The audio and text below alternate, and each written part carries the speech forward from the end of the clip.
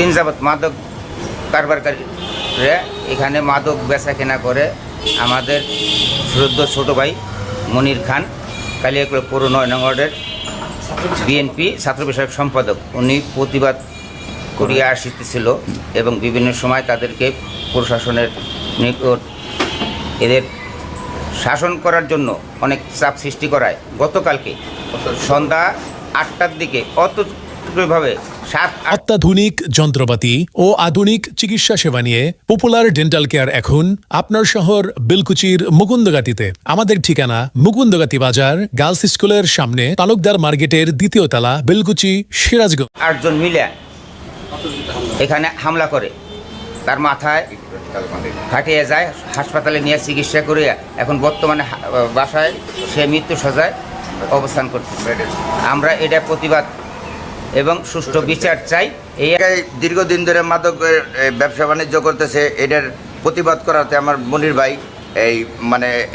এটার প্রতিবাদ জানানোর হিসাবের কারণে তার উপরে অতর্কিতভাবে হামলা করছে এই দুর্বৃত্তরা। আমরা এটার একটা প্রতিবাদে আমরা এটার একটা বিচার চাই। কখন হামলা করেছে?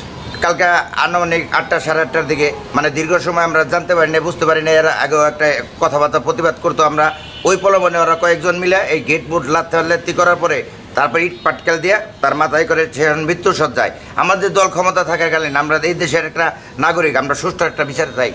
আসলে এই মাদক ব্যবসায়ীরা বাড়ির আশেপাশে বিভিন্নভাবে উত্তপ্ত করে, মোবাইল থেকে শুরু করে নানান জিনিস করে, ভাড়াটিয়াদের উত্তপ্ত করে। তো এটার প্রতিবাদ করাতে ওটা তারা সংঘবদ্ধভাবে এসে আক্রমণ করে। বাংলাদেশের প্রধানমন্ত্রী তারেক রহমানের কড়া নির্দেশ, এই দেশ থেকে মাদক নির্মূল করতে হইব। আমার স্বামী ৯ নং বিএনপির ছাত্র বিষয়ক সম্পাদক, সে জনাব তারেক রহমানের কথায় উদ্বুদ্ধ হয়ে নিজের উদ্যোগে মাদক বিরোধী কার্যকলাপ চালাইতেছে। আশেপাশে ডাইনে বামে এই মাদককারীরা ছায়া গেছে গা। আমরা মহিলারা বের হইতে পারি না, বাচ্চারা মাদ্রাসা স্কুলে যাইতে পারে না, আমাদের মহিলাদের উত্তপ্ত করে, আজে বাজে ভাষায় গালিগালাজ করে, মদ গাঁজা খায়, এই সমস্ত আজে বাজে করে, বাচ্চাগো ভয় দেখায়। এখানে 3টা মাদ্রাসা আছে, শাফিয়াতুল মাদ্রাসা, তালিমুল কোরআন হেফজ মাদ্রাসা, নানান রকম শিক্ষা প্রতিষ্ঠান। ওরা বাচ্চাগো মহিলাগো মাদক খেয়ে উত্তপ্ত করে। আমরা সবাই এলাকাবাসী মিলা এখানে আমার স্বামীর কাছে তারা বিচার দিছে। আমার স্বামী তার জানের পরোয়া না কইরা এই মাদক বিরুদ্ধে অভিযান চালিয়ে তাগো শাসন করতে গেছে। তাদের বলছে যে তোমরা এই এলাকায় কোনো মাদক টাদক গ্রহণ করতে পারবা না, বিক্রি করতে পারবা না, তাইলে কিন্তু আমি আইনের আশ্রয় নিব।